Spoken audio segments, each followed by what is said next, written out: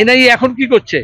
যখন ইডি সিবিআইকে হামলা করেছিল, সন্দেশখালীতে মেরেছিল, তখন কেন্দ্রীয় এজেন্সি কী করেছিল? ভোট আসলেই রাজ্যের এজেন্সি এবং কেন্দ্রীয় এজেন্সি বিজেপি আর তৃণমূলের ভোট বাড়ানোর জন্য কাজ করছে, মানুষের শান্তির জন্য কিচ্ছু করছে না। অশান্তি তো হচ্ছেই, রাজ্য জুড়ে অশান্তি হচ্ছে, এবং সেটা হচ্ছে মোদী সরকারের কৃপায়। 10 বছর ধরে বিজেপি সরকার আছে, তবেই তো তৃণমূলের বুকের পাটা বেড়েছে। নাহলে আগে কখনো শোনা যেত? বামফ্রন্ট সরকার যখন ছিল, কংগ্রেস সরকার যখন ছিল, কখন এই ধরনের ঘটনা ঘটেছে? কেন এখন ঘটছে? মোদি আর দিদি দুজনে মিলে লুট করছে, ইলেকট্রাল বন্ডে বোঝা গেছে, আর ভোটের সময় তামাশা করছে। 5ই জানুয়ারির পর 6 এপ্রিল ঠিক 3 মাসের মাথায় একই ঘটনার পুনরাবৃত্তি। ছবিটা বদলালো না। ভূপতিনগরে যখন কেন্দ্রীয় তদন্তকারী সংস্থা এনআইএ গিয়ে পৌঁছলো ভূপতিনগর বিস্ফোরণ মামলা তদন্ত করতে, আক্রান্ত হতে হলো তাদের, গাড়ির কাঁচ ভাঙা হলো। ঠিক যেভাবে 5ই জানুয়ারি ইডির আধিকারিকদের ওপর হামলা হয়েছিল, তারা যখন গিয়েছিলেন সন্দেশখালীতে রেশন দুর্নীতি মামলা তদন্ত করতে গিয়ে, ভূপতিনগর বিস্ফোরণ মামলা তদন্ত করছে এনআইএ, সেই তদন্তে গিয়েছিলেন আধিকারিকরা। সেই সময় ভাঙা হলো কেন্দ্রীয় এজেন্সির গাড়ির কাঁচ। জিজ্ঞাসাবাদের জন্য 2 ব্যক্তিকে নিয়ে আসার সময় হামলা হয়েছে, এমনই দাবি করা হচ্ছে এনআইএ তরফ থেকে। বাহিনী দেওয়ার আগেই গ্রামে পৌঁছে দেয় এনআইএ। অভিযোগের ভিত্তিতে তদন্ত শুরু হয়েছে, এমনই দাবি পুলিশ সূত্রে।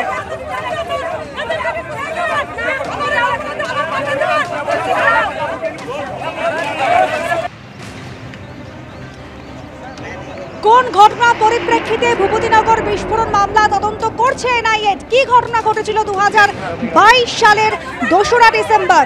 কাঁথিতে অভিষেক বন্দ্যোপাধ্যায় সভার ঠিক আগের রাতে ভূপতিনগরে তৃণমূল নেতার বাড়িতে ভয়ঙ্কর বিস্ফোরণ হয়।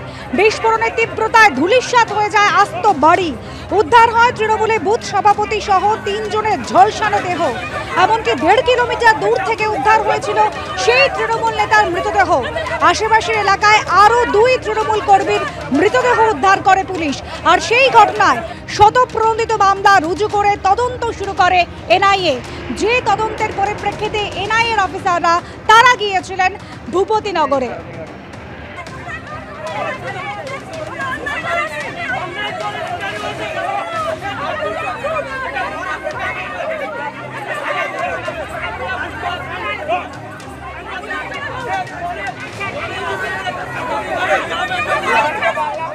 যারা এই সমস্ত কাণ্ডে যুক্ত, বিস্ফোরণ কাণ্ডে যুক্ত, তাদেরকে খোলা ছুট দেওয়া হয়, তাদেরকে প্রশ্রয় দেওয়া হয়, তাদেরকে মদত দেওয়া হয়।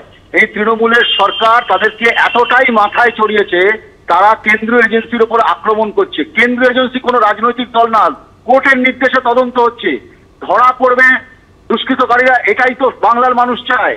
কিন্তু তৃণমূল চায় না, কারণ দুষ্কৃতীদের দ্বারা ভরে গেছে এই দলটা।